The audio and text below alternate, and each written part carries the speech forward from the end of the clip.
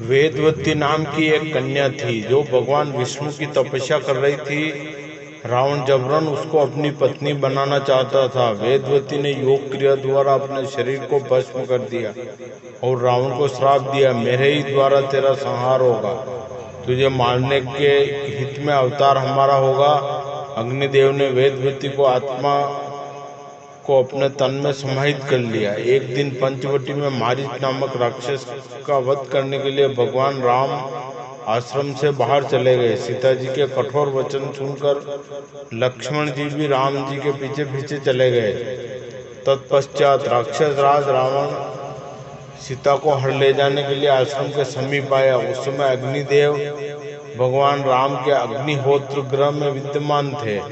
अग्निदेव ने रावण की चेष्टा जान ली और असली सीता को साथ में लेकर पाताल लोक अपनी पत्नी स्वाहा के पास चले गए और सीता जी को स्वाहा की देखरेख में सौंप कर लौट आए। अग्निदेव ने वेदवती की आत्मा को अपने तन से अलग करके सीता के समान रूप वाली बना दिया और पर्णशाला में सीता जी के स्थान पर उसे बिठा दिया। रावण ने उसी का अपहरण करके लंका में ला बिठाया।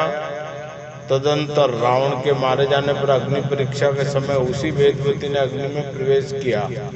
उस समय अग्निदेव ने स्वाहा के समीप सुरक्षित जनक नंदिनी सीता रूपा लक्ष्मी को लाकर पुनः श्री राम जी को सौंप दिया और वेदवती रूपी छाया सीता के अपने तन में समाहित कर लिया। तब सीता जी ने भगवान राम से कहा, प्रभु, इस वेदवती ने बड़े दुख सहे, ये आपको पति रूप में पाना चाहती है, इसलिए आप इसे अंगीकार कीजिए।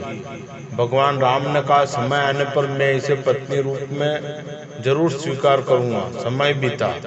राजा आकाश राज यज्ञ करने के लिए आरण्य नदी के किनारे भूमि का शोधन कराया। सोने के हल से पृथ्वी जोती जाने लगी। तब बीज की मुट्ठी बिखेरते समय राजा ने देखा पृथ्वी से एक कन्या प्रकट हुई जो कमल की सैया पर सोई हुई है, सोने की पुतली सी शोभा पा रही है। राजा ने उसे गोद में उठा लिया और यह मेरी पुत्री है ऐसा बार बार कहते हुए महल की ओर चल दिए। तभी आकाशवाणी हुई, राजन, वास्तव में ये तुम्हारी ही पुत्री है, इस कन्या का तुम पालन पोषण करो। यह कन्या वही वेदवती है। राजा के कुलगुरु ने इस कन्या का नाम पद्मावती रखा। धीरे धीरे समय बीता, कन्या युवा हुई।